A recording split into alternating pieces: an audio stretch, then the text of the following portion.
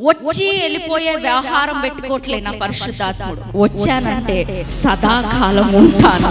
పరిశుద్ధాత్మ దేవుడు ఒక ప్రత్యేకమైన పని నిమిత్తమై మనుషులలోనికి వచ్చేవాడు. కానీ ఎప్పుడైతే మనిషి పాపం చేస్తాడో పరిశుద్ధాత్మ దేవుడు ఏం చేసేవాడంటే, ఈ పాపమున్న హృదయంలో నేను ఉండను, నేను వెళ్ళిపోతా అని వెళ్ళిపోయేవాడు. సౌలు మీదకి ఏ ఆత్మ వచ్చిందండి? ఈ సౌలు దేవునికి అవిధేయత చూపడం వల్ల పరిశుద్ధాత్మ దేవుడు సౌలు హృదయంలో ఉండలేక దేవుడు విడిచిపెట్టేశాడంట సౌలుని.